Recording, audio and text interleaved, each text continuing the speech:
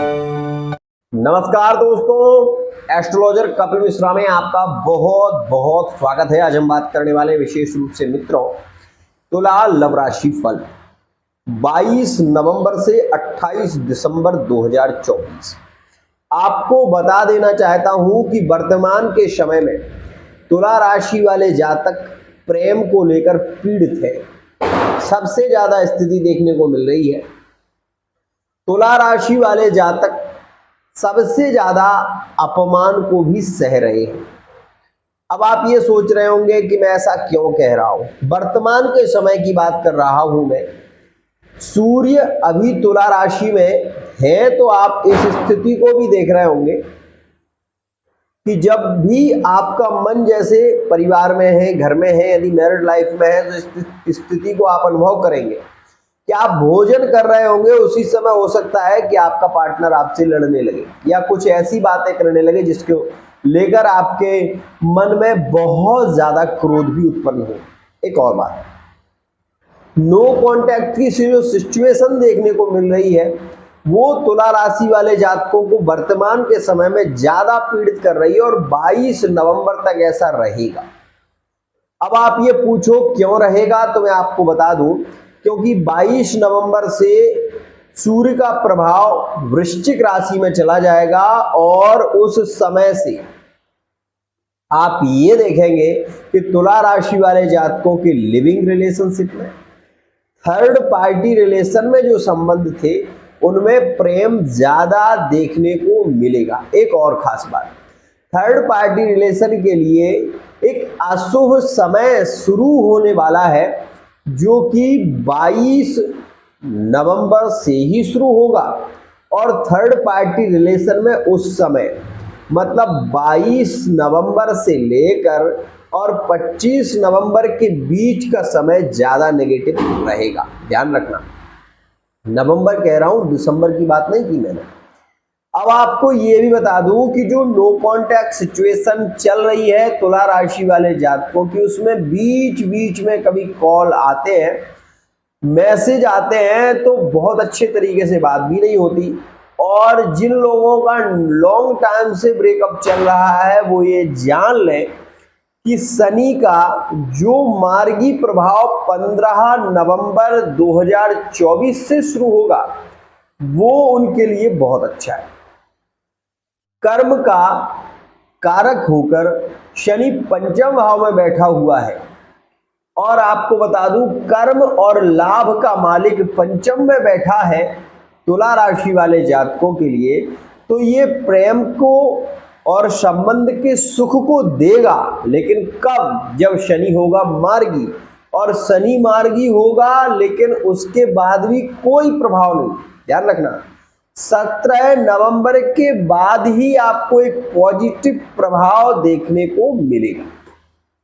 Married life के लिए सबसे श्रेष्ठ समय शुरू होगा 22 नवंबर से 28 दिसंबर। ध्यान रखना, इस समय में आप अपने पार्टनर के साथ में एंजॉय करते हुए नजर आएंगे, परिवार का सपोर्ट मिलेगा और ये समय भूमि, भवन और वाहन के सुख को दिलाने वाला होगा। आपको धन लाभ के योग भी बनेंगे। तुला राशि वाले जातक, वो जातक जो जॉब को लेकर परेशान चल रहे हैं, जो विशेष रूप से कहीं ना कहीं एक नई जॉब की तलाश कर रहे हैं, उनके लिए बता दूं कि आपके लिए बहुत ही श्रेष्ठ योग शुरू होने वाला है और जो शुरू होगा आपके लिए मित्रों नवंबर के महीने की 29 तारीख से। आप ये देखेंगे कि आपके लिए जॉब के ऑफर आना शुरू हो जाएंगे और आपको जॉब मिलेगी भी।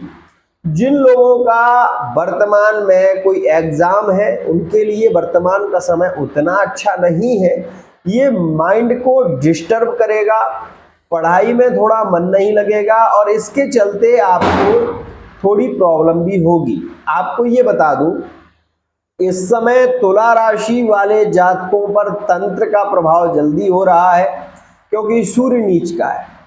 सूर्य नीच का है इसलिए 17 अक्टूबर से पहले से ही आप इस चीज को नोटिस करें कि तुला राशि वाले जातकों के लिए ये समय तंत्र प्रभाव और नेगेटिव शक्तियों का प्रभाव इनको खींच सकता है, क्योंकि इस समय में सूर्य नीच राशि में है और जिसके चलते तुला राशि वाला जातक भ्रमित होगा, क्रोधित होगा, अचानक से बहुत फिजूल की बातें करेगा, अनर्गल बातें करेगा। तुला राशि वाले जातक का ये समय थोड़ा नेगेटिव है। इस समय में तुला राशि वाले जातक को खुद ये पता नहीं होगा कि वो क्या कर रहा है और कितना अच्छा है या बुरा है, या वो अपनी लाइफ के साथ में खेल रहा है, ये समझ लो आप। और तुला राशि वाले जातकों को अपने प्रेम संबंधों से पीड़ा इस समय ज्यादा है। ध्यान रखना, मन में बहुत ज्यादा नेगेटिव विचार घर कर सकते हैं। पार्टनर को लेकर, प्रेम को लेकर व्यक्ति इतना सोच में डूब सकता है कि उसके मन में कई बार ये विचार आएंगे कि इससे अच्छा तो यही है कि अब जीना ही नहीं है। और मरने के विचार जब व्यक्ति के मन में आने लगे तो 100% समझ लो या तो उसका राहु खराब चल रहा है या फिर उसकी कुंडली में विशेष रूप से मंगल दोष है। ध्यान रखना, क्रोध, हठ और जिद, ये 3 चीजें अगर आपको प्रेरित कर रही हैं तो आपकी कुंडली कहीं ना कहीं मार्केस की महादशा में। आपको तुरंत ही अपनी फेस रीडिंग कराना चाहिए, अंक ज्योतिष के माध्यम से रीडिंग कराना चाहिए, फेस रीडिंग के माध्यम से, कुंडली के माध्यम से या हस्तरेखा के माध्यम से भी आप अपने विषय में बहुत कुछ जान सकते हैं। ध्यान रखिएगा, आपकी लाइफ कोई ऐसी लाइफ नहीं है जो आप जी रहे हैं। आपको वो लाइफ जीना है जिसमें प्रेम भी होगा, जिसमें सुख भी होगा और जिसमें भोग भी होगा। किस दिशा में आपकी शादी होगी, कब आपकी शादी होगी, आपकी लव लाइफ कैसी है, आपकी मैरिड लाइफ कैसी है, आपके थर्ड पार्टी रिलेशन की स्थितियां क्या कह रही हैं, ये दोनों कुंडलियों से पता चलता है। ध्यान रखिएगा, आपको ये केवल कन्फर्म बता दूं कि यदि आप बहुत ज्यादा परेशान चल रहे हैं तो आपको अपनी कुंडली की रीडिंग जरूर कराना चाहिए, क्योंकि ये आपकी लाइफ वर्तमान की यदि बिगड़ गई तो भविष्य आपका और ज्यादा बिगड़ सकता है। ध्यान रखें।